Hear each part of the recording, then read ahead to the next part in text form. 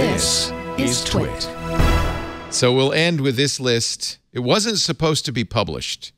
WikiLeaks sent it to journalists saying specifically, you may not publish this, but blogger Emma Best has released it. This is the complete list of the 140 things it would be false and defamatory to say about Julian Assange.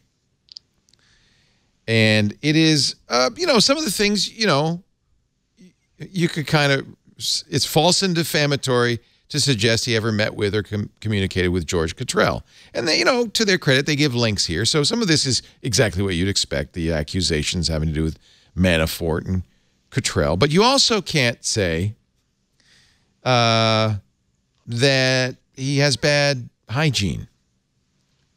That he stinks. That he stinks. That he lives in a cupboard under the stairs. That's a joke, right? That's a Harry Potter joke, right? Yeah. Yeah. I'm not sure he jokes anymore. Each sentence begins of the 140 with, it is false and defamatory to suggest that. Is that some sort of quasi-pseudo-legalism saying, I'll sue your ass if you say this? Yeah. It addresses, it is false and defamatory to suggest that Assange is merely a guest of the Ecuadorian embassy. He's a political refugee. Anyway, wow. I don't even... Yeah, you should skip over the really serious stuff because the really good stuff is further at the bottom. Down. Yeah. There's a lot of it. There's a lot. These are all things. It's false to say he was a member of a cult or his mom. It's false to say he bleaches his hair. No, that's it. That's his natural color. It is false. Or that his mom was a hippie. Yeah. You may not suggest that Julian Assange's mother is or ever was a hippie. Or that he is a hacker. Can't say it. It is false and defamatory to suggest that he ever walked into embassy meeting rooms in his underwear. Never did that. I have no idea where you got the idea. It's false and defamatory to suggest that Ecuador suggested that Julian Assange did not look after his cat. He has never neglected an animal. And then there's a whole list of things you can't call him: anarchist, racist, anti-Semite, misogynist, pedophile, rapist, murderer, communist. The lady does protest too much, methinks.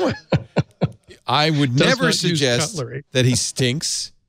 I would never suggest that he does not use cutlery, that he's ever lived in a basement, cupboard, or under the stairs. I would never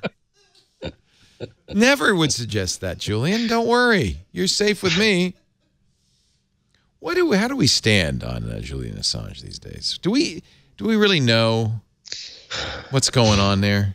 Something's going on. We just don't know what's going on. The problem for us in journalism is you know, we have to defend speech and publication, but it's really hard to defend. And yet, I mean, some of the things that he did, I mean, we wouldn't have known about the drone. Oh, that's exactly right. Strikes. And personally, I defended WikiLeaks in the early days. I certainly did. As a journalistic organization. And it just pains me to no end to see what has become of what was once a powerful and arguably positive thing. It just, I don't even... Is it that he has committed the heresy of supporting Donald Trump? Is that now de facto? No, it's not as simple as that. It's not supporting. He's insane. That he helped manipulate an American election. The Podesta emails and so on. He was an agent. That's the issue. Do you think he was a witting agent, or do you think he was an unwitting agent? Oh yeah. No, I think he was deliberate. Notice how the two efforts from the left to use fake news manipulation in the Alabama election is receiving condemnation from the left. Yeah, rightly so. Yes. So it's not. It's about what he did, not necessarily who he did it for. The fact who he did it for are bonus points, but even before that, I spoke to two former members of WikiLeaks who worked closely with Julian Assange, and they both said that they stepped away from the organization because it became all about Julian, and it was all about his kind of conspiracy theories, and so it stopped being about what they thought it was originally about. Weren't we worried? Had 3 similar conversations, Matthew. Weren't we Yes. worried after he spoke truth to power about the drone strikes and other things that his name was mud, and whatever it took, that the governments in the United States and other countries would get him. Definitely, they would get him. And I think maybe this is them getting him. Some of his paranoia is definitely justified. But there are lots of things that he's done to himself that have not been done to him.